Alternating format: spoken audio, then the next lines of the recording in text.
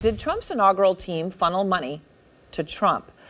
ProPublica reporting tonight that the Trump Organization may have overcharged Trump's own inaugural committee for all kinds of things: rooms, meals, event space at Trump's hotel in Washington, D.C. during the inauguration.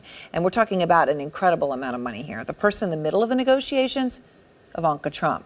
This breaking news coming just one day after the New York Times reported the inaugural committee is under criminal investigation for possibly taking illegal foreign donations.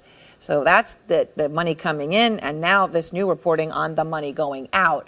Out front now, one of the ProPublica reporters who broke the story, Justin Elliott, and former ethics lawyer for President George W. Bush, Richard Painter, who worked with President Bush on the second inauguration and was the one in charge of making sure that everything was, the rules were followed. So, Justin, let me start with all this reporting that you have. Okay. You have never before reported evidence here tonight that is part of this story of how much the Trump Organization was overcharging, right? And in one case, you're talking about $100,000 a day for space at the Trump Hotel in Washington, right? Yeah, so what we know is, what we didn't know before is that the inaugural committee actually spent a significant amount of money with the Trump Hotel, Trump giving money essentially to Trump himself. Right. What we also know, my colleague... Which, by the way, in and of itself would be problematic to a lot of people, but... Yeah, extremely unusual then in you're of saying itself. On top of that... So my colleague from WNYC and I published emails showing that a top planner in the inaugural committee expressed concerns to several people, including Ivanka Trump, saying the rate that the Trump Hotel is trying to charge the inaugural committee is way too high, and essentially she said this is not going to look good when it becomes public. They were proposing to charge $175,000 a day for like a ballroom rental in the Trump Hotel down in Washington. We also didn't know that Ivanka Trump was involved in some kind of pricing negotiation between the inaugural committee on one hand and her company, the Trump Organization, on the other. And let's just be clear, this top event planner, Stephanie Winston-Wolkoff, she was saying $175,000 is out of control. 85 is what I would propose. I mean, just to give people a sense of how out of whack this was. Right, and it's not clear where they ended up. It's also not clear the total amount of money the Trump Organization ultimately got.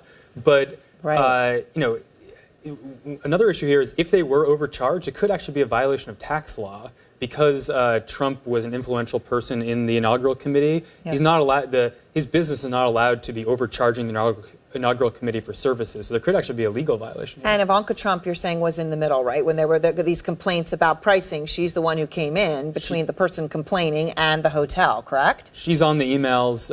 Rick Gates, who is another figure in Trump world who's since pleaded guilty to conspiracy and lying, says in one of the emails, "Thank you, Ivanka, for the help on this." All right, so we learned last night the inaugural committee is also under criminal investigation, right? This is the foreign donors, the money coming in. The president's spokesperson responded, Sarah Sanders. She says this has absolutely nothing to do with Trump himself. Here she is. That doesn't have anything to do with the president or the first lady. The biggest thing the president did in his engagement in the inauguration was to come here and raise his hand and take the oath of office.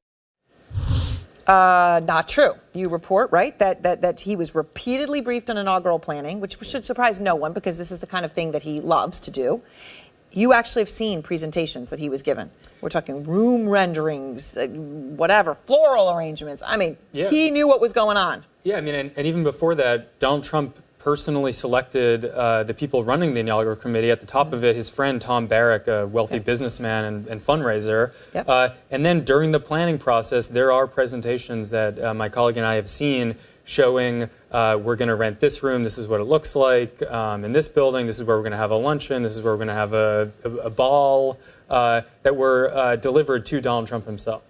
All right, well, let me bring Richard Painter in here. Richard, I mean, what's your reaction to this reporting?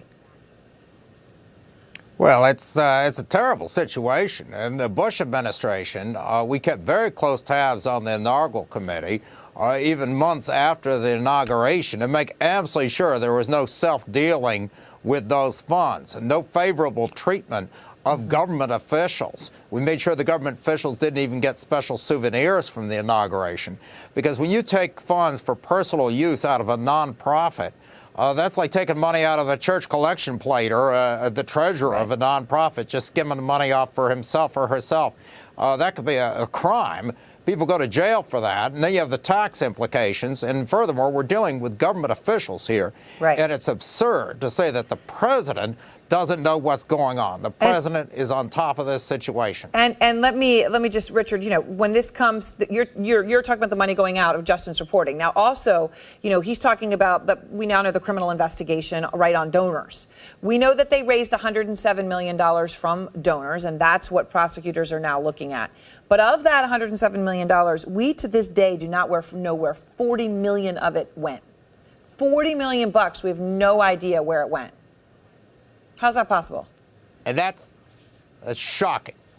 Somebody's stealing money. Somebody's put money in their own pocket.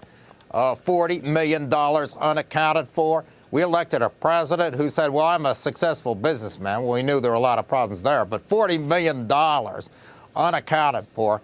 That is a telltale sign of fraud. Something's going on here. Criminal activity is very likely.